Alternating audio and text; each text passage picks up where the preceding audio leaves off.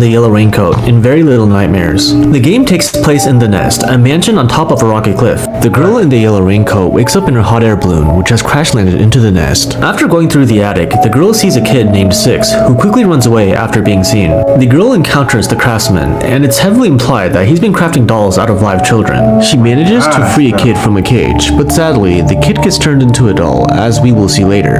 The girl successfully eludes the craftsman while going through his workshops. She makes it to the living quarters of the nest, where she encounters the butler, who uses his telekinetic powers to hover around and carry out his chores. Six is occasionally seen wandering about, trying to escape on her own. Further into the living quarters, we meet the Pretender, the supposed owner of the mansion, and she's having a tea party with her dolls. The Pretender is seemingly very lonely, so she had set up a bunch of dolls in various rooms to give her the illusion of company. At the mansion's foyer, she yells at a doll before angrily dragging it outside. That particular doll was the kid that the girl rescued earlier. When the girl exits the mansion, the butler starts to chase after her. While running away from the butler, the girl happens upon Six again. The two of them briefly cooperate to escape, after which Six runs off on her own. The girl makes it to the cliffside where she sees the Pretender mourning the loss of her doll.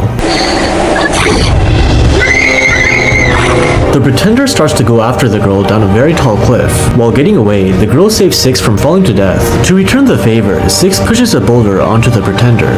But uh-oh, the Pretender somehow survived. So the girl and the Pretender fall into the water, and the girl's raincoat floats to the surface, confirming her death. But we see that Six survived the journey. We're going to be seeing a lot more of her. So that's the end of Very Little Nightmares. Let's move on to Mono's story in Little Nightmares 2. After having a dream/vision of a door marked with an eye symbol, Mono wakes up in a forest next to a TV. He finds a cabin and gets into the basement where a music box can be heard. Mono breaks into the room where he's introduced to Six. Mono reaches his hand out to her, but she pushes past him and runs away. Six goes upstairs and tries to reach a handle to open the attic. Realizing that she can't reach it on her own, she decides to team up with Mono. The two of them grab a key from the attic and use it to escape the cabin. They alert the hunter, the owner of the cabin, as they sneak past him. The hunter pursues the pair until they're cornered into a shed. As luck would have it, there's a shotgun in the shed, so they shoot the hunter. The pair make it to a shore and ride on a wooden door, slowly drifting across the ocean until they arrive at the Pale City. While going through the abandoned buildings, a TV suddenly turns on. Mono is strangely drawn to the TV, and he somehow tunes the transmission until he's literally sucked into the TV screen. He tries to reach the door at the end of the hall, but Six pulls him out of the TV. Anyhow, Mono and Six make it to a school building. Initially, it looks empty, but further inside, they encounter the bullies, evil little children made of porcelain. A group of bullies ambush the pair, and Six gets dragged away. So Mono continues forward alone and comes across the teacher. Even the bullies, unruly as they can be, are scared shitless of the teacher, and they behave perfectly while in her presence. Mono sneaks around the classrooms, trying to elude the teacher as she uses her very extendable neck to look out for any disturbances. Mono makes it to the kitchen where he fights off a few bullies. Using a bully's head that popped off, he disguises himself and walks past the cafeteria and the hallway undetected. Oh my god.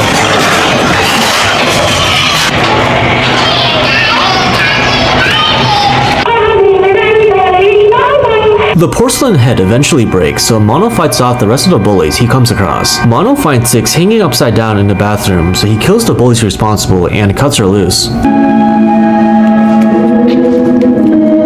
Nah, he definitely a real one for that though. Back together, Mono and Six continue to travel through the school. When they come across a bully who's busy drawing on the floor, Six gets some payback. Oh, chill, Six, chill. Damn. Six and Mono try to sneak past the teacher as she's practicing the piano, but she spots them.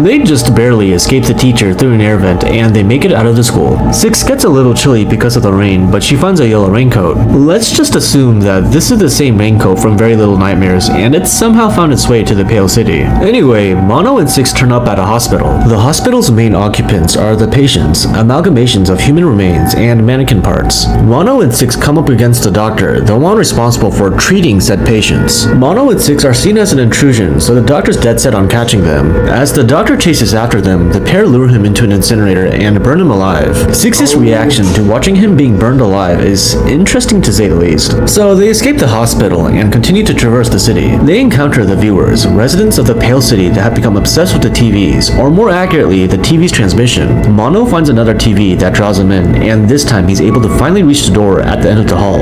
By opening the door, he releases the Thin Man.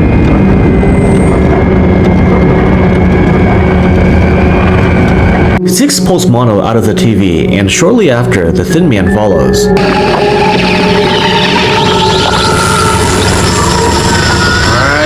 I remember.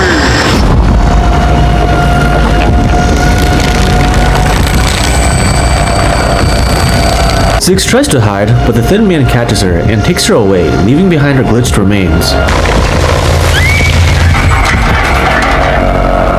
Mono goes back to the TV, and he discovers he can use it to travel to another TV that's broadcasting the same transmission.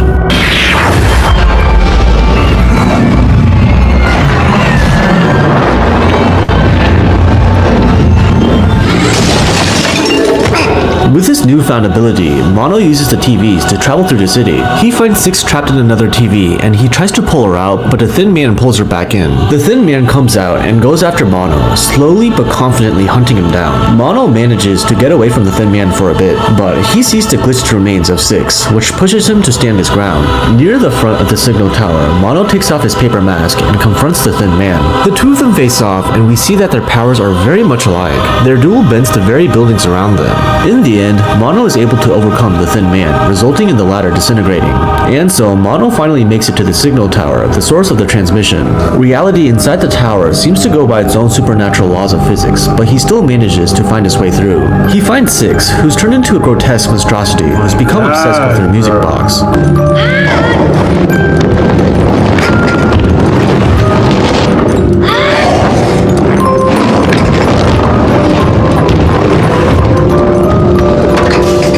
Mono figures out that the music box is responsible for corrupting 6, so he tries to destroy it. 6 fiercely protects her music box. She's more than willing to kill Mono, despite everything they've been through together. But Mono destroys the music box in the end, which does bring 6 back to normal.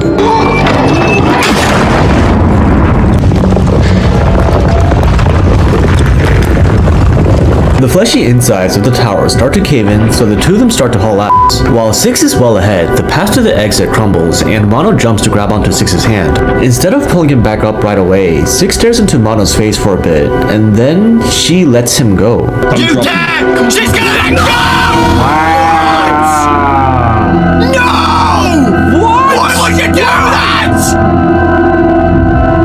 Why would you do that? I just saved you on purpose! I just saved you! So 6 makes it out of the signal tower, leaving Mono for dead. What the f***? Why the f*** did this just let him go after all the shit they've been through? Glad you asked. We will get to that soon. Mono survives the fall, and he wanders the fleshy mass until he finds a chair. The fleshy walls start to close in, but then the environment reverts back to concrete. So he sits down and submits to his fate. As time passes by, Mono loses his childhood innocence and grows taller until he turns into the Thin Man himself. Hence, the cycle begins anew. The Thin Man waits until he is inevitably freed by his younger self. Back to 6, after exiting the tower, she pops into some room. Her shadow self appears and gestures towards a pamphlet on the floor. The shadow disappears, and 6's stomach growls with hunger.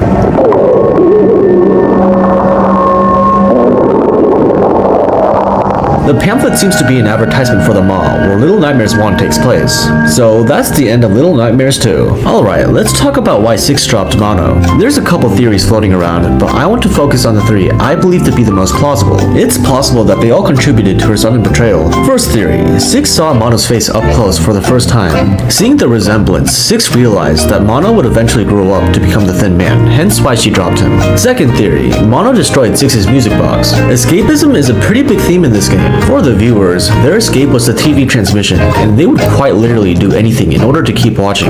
Although Mono had good intentions, he took away 6's source of comfort, which made her resent him. Here's a tweet from the official Little Nightmares 2 account that basically validates this theory. I couldn't find the other tweet, but they also mentioned that while in the signal tower, 6's perspective was completely different from the player/Mono's perspective. While Mono was trying to save 6, this is what it could have looked like in her perspective. Here's Johnny. Third theory. 6 is a little bitch. In any case, as much as I hate how often this phrase is thrown around, it's really up to your